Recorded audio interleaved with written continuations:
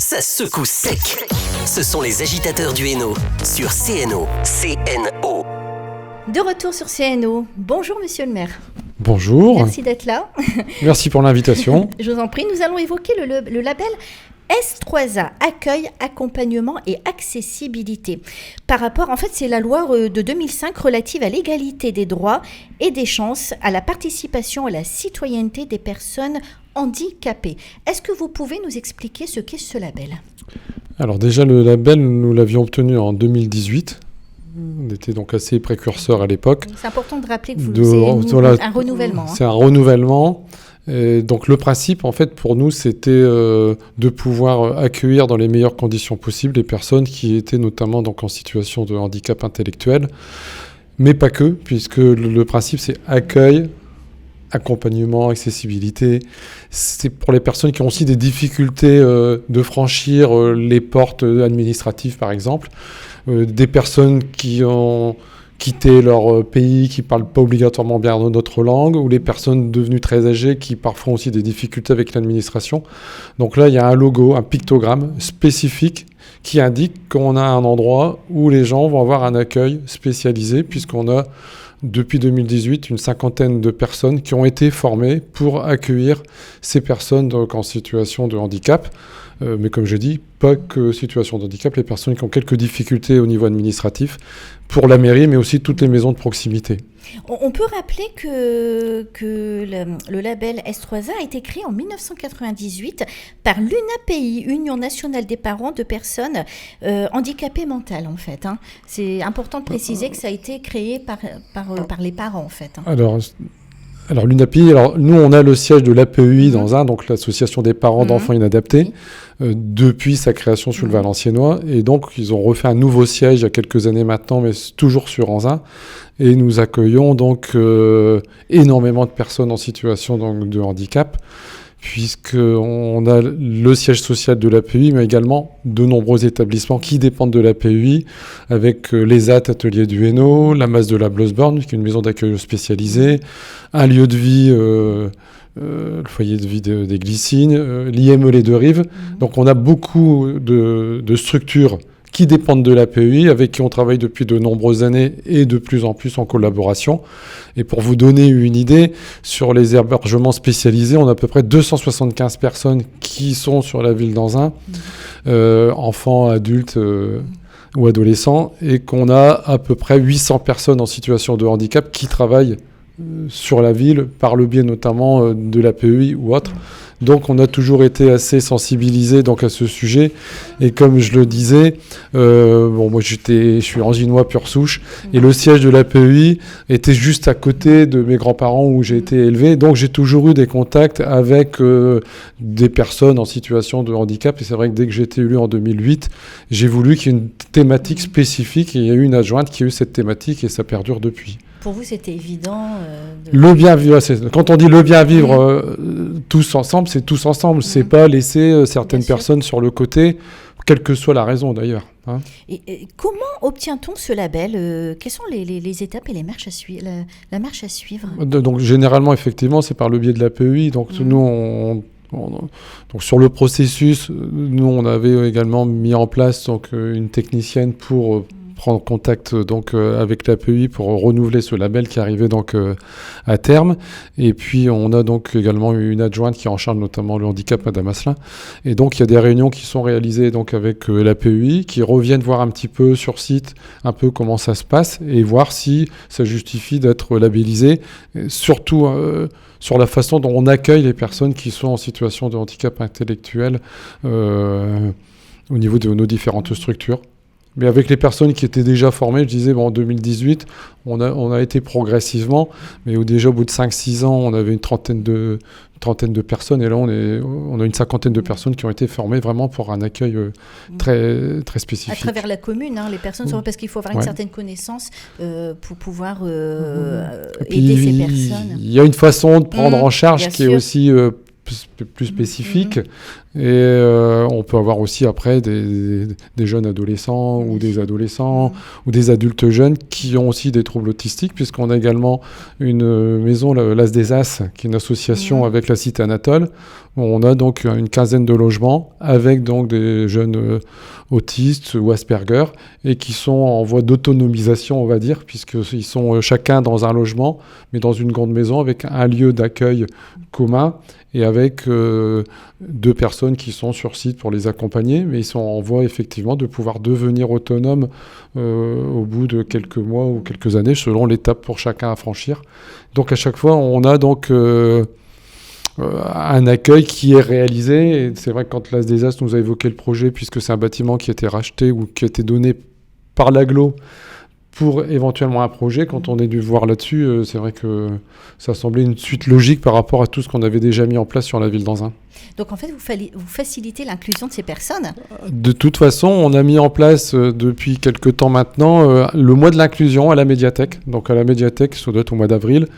Il y a plein d'activités, mais d'inclusion pour tous, donc des personnes en situation de handicap ou moteur ou intellectuel, mais aussi pour ceux qui ont des problèmes de troubles autistiques ou autres, et puis après de transgenre, puisque c'est aussi une inclusion là-dessus, où on fait aussi un gros travail sur ce sujet. Est-ce que c'est uniquement réservé aux habitants d'Anzin ou ça peut être aussi quelqu'un valenciennois ou un sentinellois qui se déplace jusqu'à chez vous ? Non, enfin, à partir du moment où il y a une demande particulière, je veux dire quelqu'un qui veut renouveler une carte d'identité ou faire une pièce d'identité, donc nous sommes, enfin, si je puis dire, labellisés pour pouvoir le faire. Donc on n'a pas que des Anzinois qui viennent, et ils savent qu'avec ce logo, il y aura un accueil qui est plus adapté éventuellement pour pouvoir les prendre en charge. D'accord. Et vous parliez tout à l'heure d'une 50aine de personnes qui avaient été formées. C'est des métiers vraiment, je pense par exemple à des psychologues, à des éducateurs spécialisés, ou alors c'est des gens qui n'avaient pas forcément de diplôme et qui se sont formés à l'accueil. En fait, c'est des personnes qui étaient déjà à l'accueil dans nos différentes structures, ou éventuellement dans le cadre des CLSH ou des activités périscolaires. Pour l'accueil, nous, on a demandé bien entendu les volontaires, mais en essayant de pousser pour que l'on ait quelqu'un dans chaque structure d'accueil. Et donc, ce sont des personnes qui ont fait des formations avec généralement un accompagnement spécialisé, éventuellement avec la PUI qui nous ont accompagnés sur cet événement-là. Et on a également... Donc on accueille bien évidemment pas que les Anzinois. Voilà, c'est ce que j'allais vous demander bien également. Et on a également mis en place, et c'est vrai que là-dessus on était assez fiers parce que je pense que sur le territoire, on devait être sûrement les seuls à avoir mis ça en place il y a 2-3 ans maintenant, ce qu'on appelle l'Atelier Bleu, qui est un atelier de création artistique, mais qui est pas réservé, mais avec un certain nombre de places pour des enfants qui sont, enfin des enfants ou des jeunes, puisqu'on va jusque de 6 à 19 ans, pour leur apprendre une activité artistique. Alors ils peuvent avoir des troubles du spectre autistique ou tout ce qu'on appelle les 10, ou quelqu'un qui est en fauteuil roulant pour une raison XL, ou des troubles auditifs, des troubles visuels. Et là, par contre, on a donc une personne qui est spécialisée dans les ateliers d'art plastique, puisque c'est elle qui gère des ateliers qu'on met en place sur la ville, mais elle est accompagnée d'une personne qui est spécialisée pour pouvoir prendre en charge ces enfants ou les jeunes adolescents. Et puis à partir de là, il y a du matériel particulier aussi pour pouvoir les prendre en charge, pour pouvoir s'asseoir pour ceux qui ont des troubles de l'attention notamment. Et donc il y a tout un accompagnement qui est fait. Et donc ça, c'est le mercredi. Alors c'est vrai que là-dessus, il y a pas mal de demandes. Donc on privilégie bien évidemment les Anzinois parce qu'on a quand même un engagement financier sur cet investissement. Et donc quand il y a de la place de libre, éventuellement, on ouvre aux non-Anzinois. Mais c'est vrai qu'actuellement, c'est essentiellement les Anzinois qui en bénéficient. Et un atelier municipal spécifique comme ça, c'est vrai qu'il semblerait que sur l'Hexagone, il n'y ait pas grand monde et qu'on était en tout cas les premiers.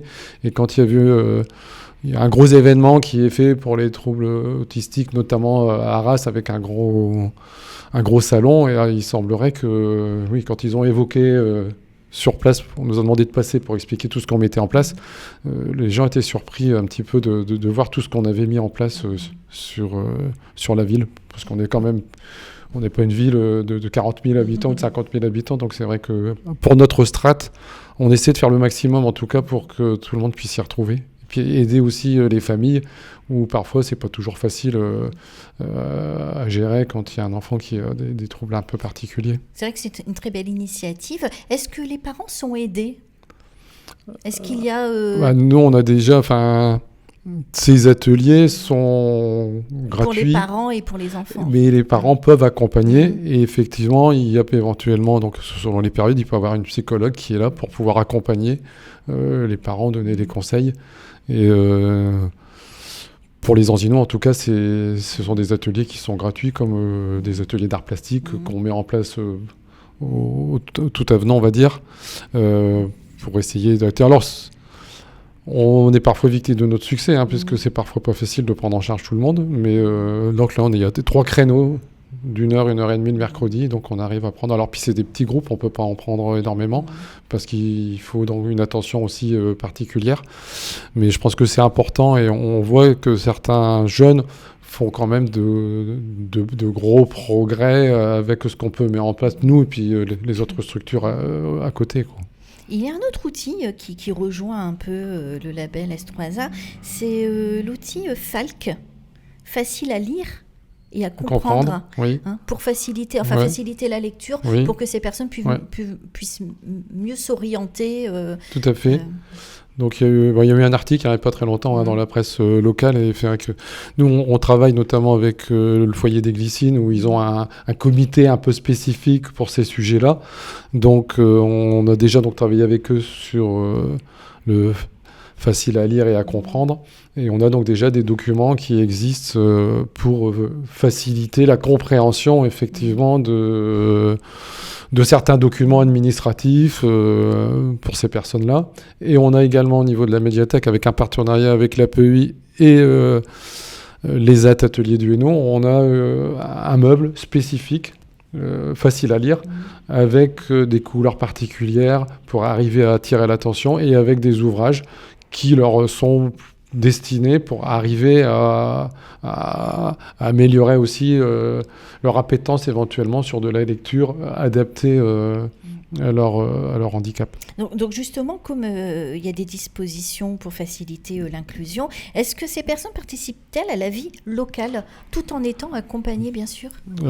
Oui, bien évidemment.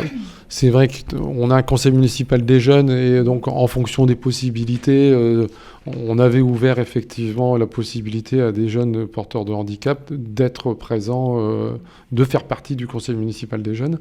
Et puis on a des réunions régulièrement, donc avec le comité qui travaille sur ces sujets-là avec des personnes porteurs de handicap un peu régulièrement. Et là, on a travaillé sur une signalétique inclusive.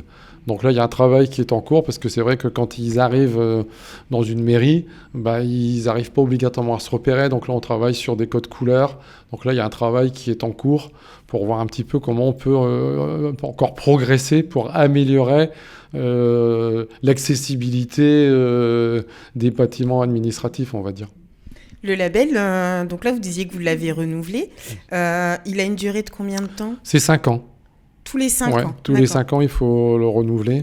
Et donc le pictogramme, c'est 2 visages, moitié un bleu, un blanc confondus. Et donc là, s'il y a ce pictogramme qui est à l'entrée de la structure, ils savent qu'ils vont avoir une prise en charge qui va leur permettre de sûrement passer aussi à un cap pour eux, en se disant là, j'ai un accueil qui va correspondre à ce que j'ai besoin. Et puis, ils peuvent arriver donc à venir solliciter pour différents renouvellements de papier, ou au centre communal d'action sociale si c'est nécessaire. Donc, il y a un accompagnement mis en place. Donc, on retravaille encore, parce que on progresse, on a déjà mis beaucoup de choses en place, mais il y a encore des choses où effectivement on peut encore s'améliorer. Oui.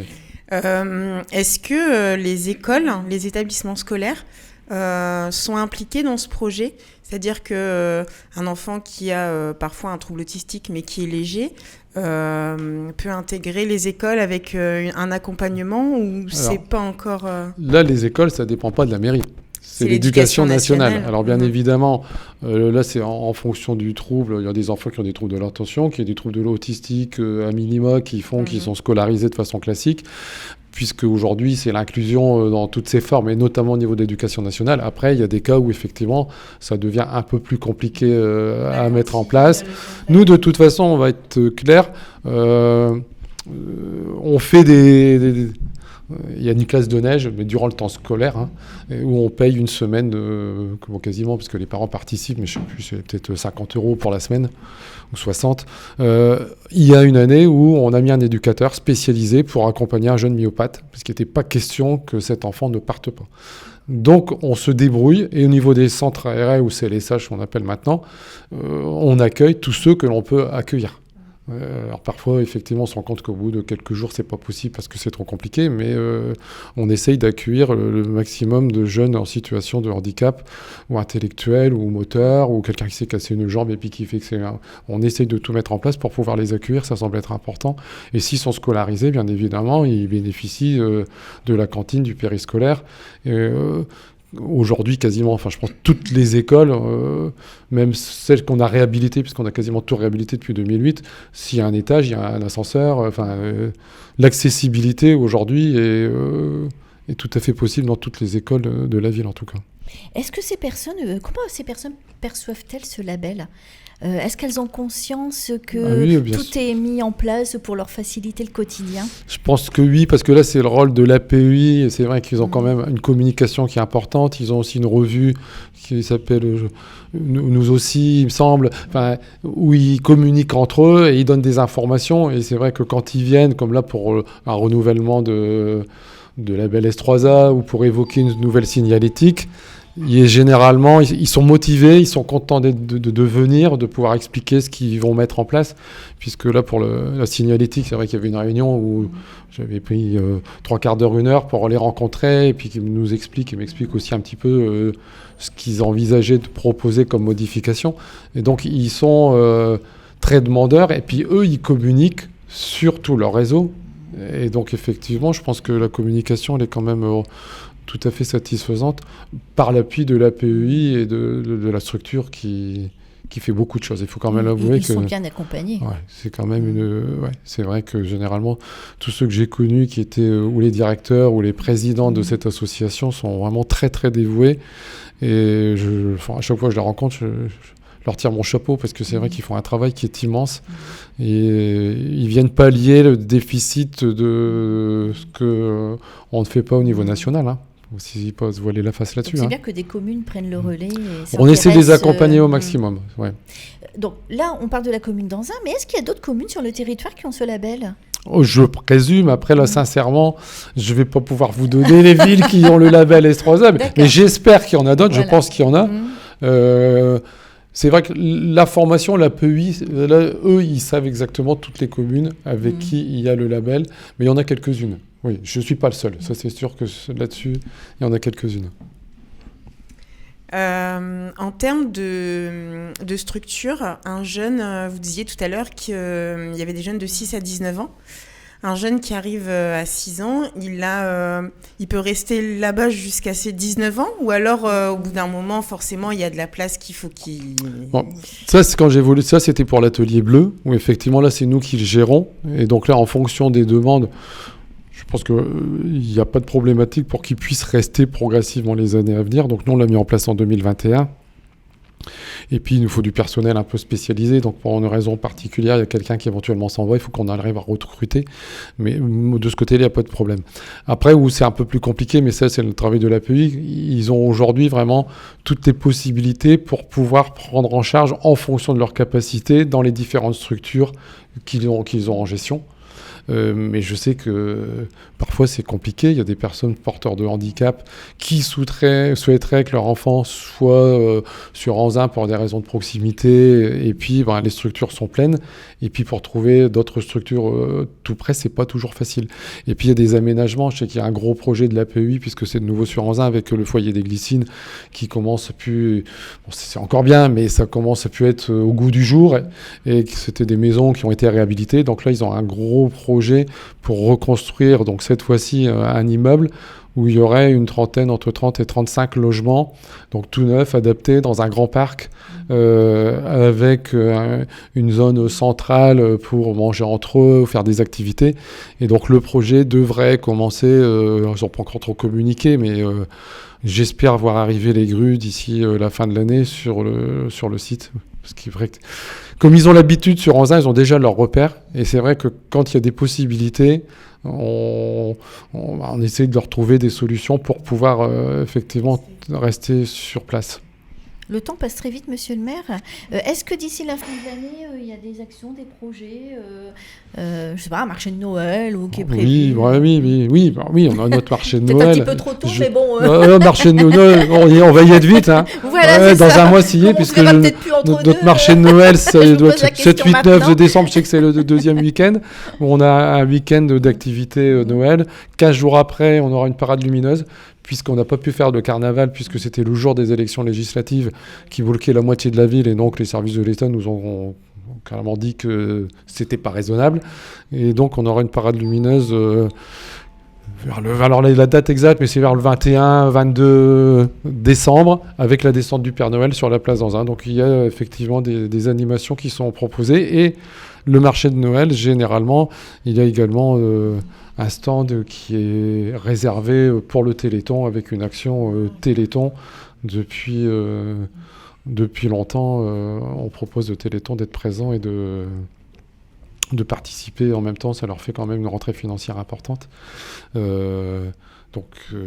puis on a aussi la Nuit du Handicap, là c'est au mois de juin. Ce sera la 3e édition qui rencontre un vif succès, puisqu'on a quasiment 1000 personnes qui passent sur la journée pour voir un peu comment ça se passe et qu'est-ce qui est mis en place avec différents ateliers. Donc il y a pas mal de choses, On en a appris beaucoup sur ce dispositif. Est-ce que vous avez autre chose à rajouter, monsieur le maire ? Je pense qu'on a fait le tour. Après, c'est vrai qu'on est là pour les accompagner au maximum. Même quand on fait d'autres actions, là, je pense, le week-end dernier, c'était ce qu'on appelle l'Anzinoise, la course solidaire, le deuxième acte, si je puis dire. On a 1500 inscrits avec une marche, et on fait un village santé qui est sur place. On avait France Épilepsie, on avait une association pour les dons d'organes. On essaie à chaque fois de mettre en place, à côté d'une action comme ça, où on a 1500 personnes qui sont inscrites. Entre les personnes qui viennent courir, ceux qui viennent les regarder, on a entre 2000 et 3000 personnes. C'est l'occasion de sensibiliser sur des personnes qui sont aussi porteurs de handicap. On a quelqu'un qui fait la course en fauteuil de roulant. On avait une jeune qui faisait la première compétition officielle avec une prothèse de jambe. Et c'est l'occasion aussi de montrer. Alors les Jeux Olympiques et les Jeux Paralympiques ont aussi sensibilisé la population là-dessus, mais c'est pas parce qu'on a un handicap qu'on peut pas faire comme tout le monde.